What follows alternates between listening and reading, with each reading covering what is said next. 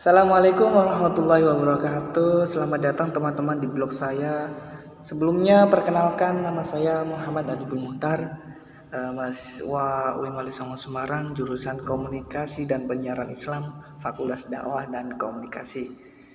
Pada kali ini saya akan mempresentasikan mata kuliah yang ada di jurusan saya, yang dimana ini saya cantumkan di blog saya.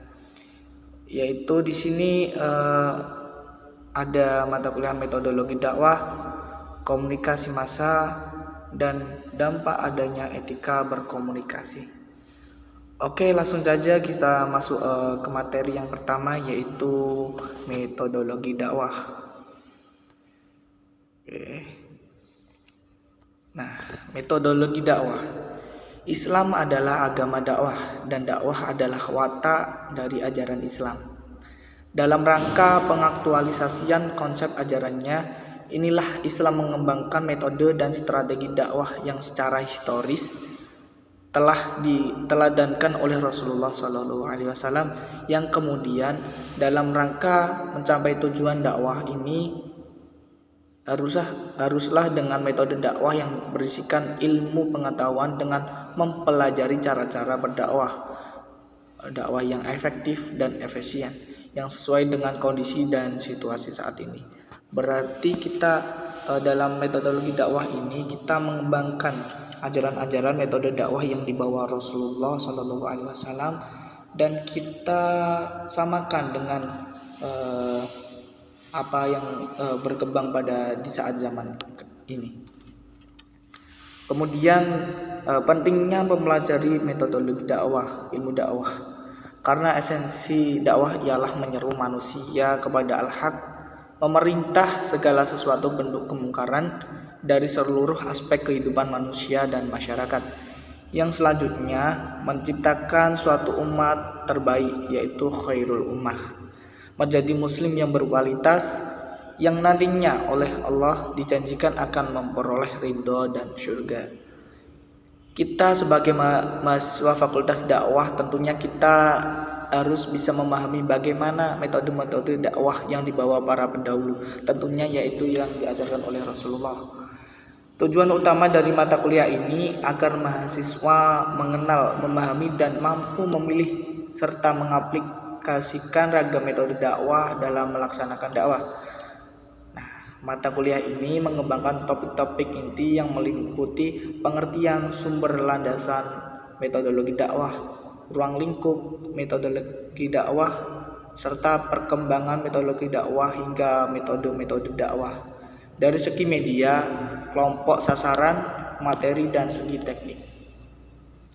Standar dan kriteria pemilihan metode, model-model penerapan metode dakwah, analisis metode-metode dakwah, dan pembahasan.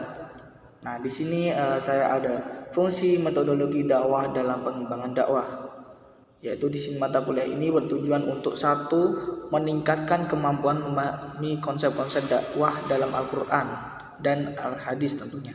Kemudian ada meningkatkan daya analisa secara metodologis untuk menentukan dan menemukan metode dakwah yang sesuai dengan kebutuhan masyarakat yang didakwahi atau mad'u. Yang nomor 3, memahami berbagai pendekatan, kaidah, dan prinsip dakwah. Yang nomor 4 yaitu mampu melakukan penelitian akademik sesuai metodologi dakwah. Yang nomor 5 ada menjadi calon dai yang memahami metodologi dakwah secara komprehensif dan memiliki karakteristik khusus. Yang terakhir memiliki kepribadian ataupun karakter dai dan daiyah yang berkualitas.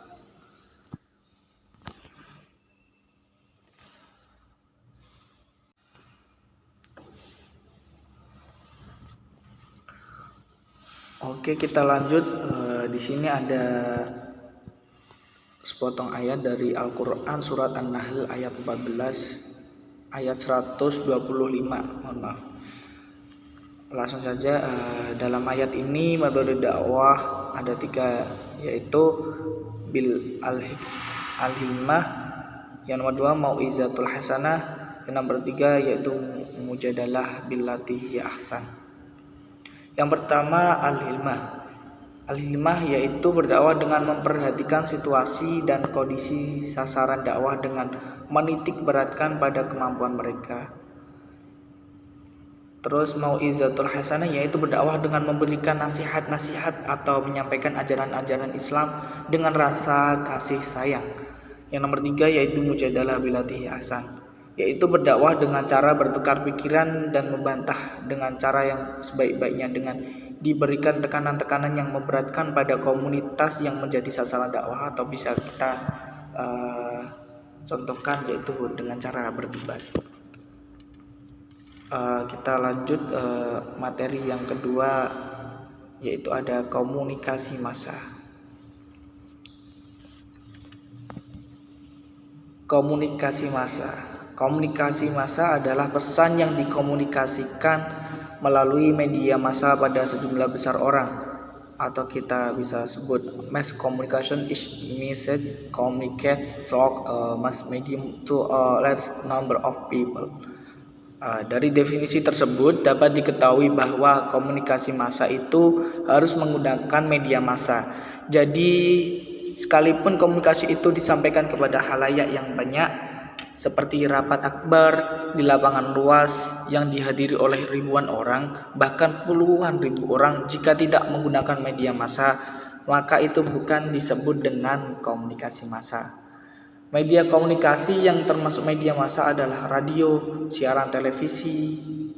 Keduanya dikenal sebagai media elektronik.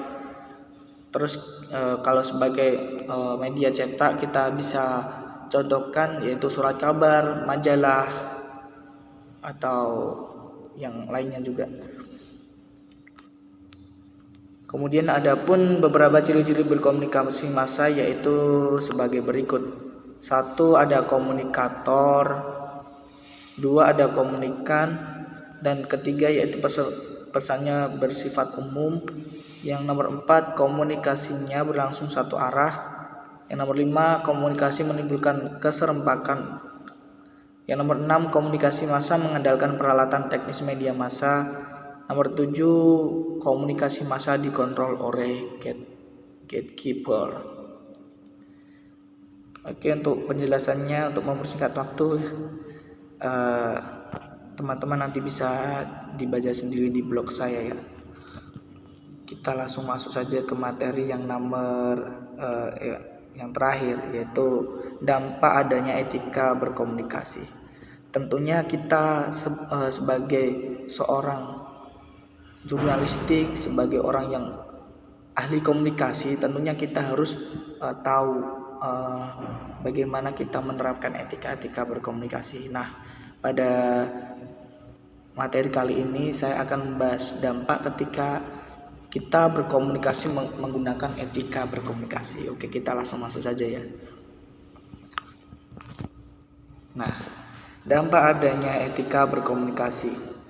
Kali ini kita akan bahas mengenai dampak etika berkomunikasi dalam hubungan antar pribadi yang rupanya memang memiliki efek tertentu. Etika komunikasi merupakan hal yang penting untuk diperhatikan supaya proses komunikasi yang kita lakukan berjalan dengan baik. Apalagi bila kita sudah membahas mengenai proses komunikasi antar pribadi. Tentu saja hal ini juga menjadi sangat penting untuk diterapkan. Tanpa adanya etika komunikasi yang baik, maka proses komunikasi bisa berlangsung kurang baik pula. Kemudian apa sajakah sih dampak-dampak etika berkomunikasi? Di sini ada menjaga keharmonisan, memberikan ketepatan informasi, mencegah kesalahpahaman, mudah melacak sumber informasi, mudah melacak kebenaran informasi, bisa menumbuhkan rasa saling mengerti, meningkatkan komunikasi yang efektif. Saya akan jelaskan sedikit-sedikit apa sih menjaga keharmonisan itu. Nah, apabila kita berkomunikasi menggunakan etika komunikasi, maka kita akan bisa menjaga keharmonisan tentunya di dalam keluarga, di dalam suatu organisasi. Nah, ketika kita berbicara menggunakan etika komunikasi, nah, keharmonisan bisa terjaga dengan baik dengan adanya etika komunikasi. Seorang individu tidak akan mudah mengatakan hal yang menyakitkan bagi orang lain. Ia akan memberikan batasan-batasan tertentu pada seseorang manakala ia akan menyuarakan pendapatnya. Nah, kemudian ada memberikan ketepatan informasi. Informasi yang tepat juga bisa menjadi hal yang bisa diberikan melalui etika berkomunikasi yang baik. Manakala tidak ada etika komunikasi antar pribadi dalam sebuah proses interaksi, maka informasi bisa menjadi keliru saat diteruskan kepada orang lain. Mencegah kesalahpahaman. Kesalahpahaman bisa terjadi akibat kesalahan informasi yang sebelumnya telah dibahas. Dengan adanya etika komunikasi, maka hal ini bisa diminimalkan. Kesalahpahaman akan sangat berdampak pada hubungan antar pribadi karena komunikasi yang berlangsung menjadi kurang baik. Seseorang mungkin akan mengalami kesalahan persepsi pada saat terjadi kesalahpahaman ini. Tentunya ini tidak sejalan dengan fungsi-fungsi komunikasi yang sebenarnya. Kemudian mudah melacak sumber informasi. Dengan adanya kita beretika komunikasi, maka sumber informasi bisa dengan mudah dilacak. Ini karena seseorang biasa akan mencantumkan dari mana dia mendapat sebuah informasi. Hal ini penting sebab banyak sekali kejadian di mana proses interaksi yang terjadi justru menyebarkan informasi yang tidak jelas asal-usulnya. Informasi yang tidak jelas asal-usulnya ini akan memberikan kebingungan dalam hubungan antar pribadi.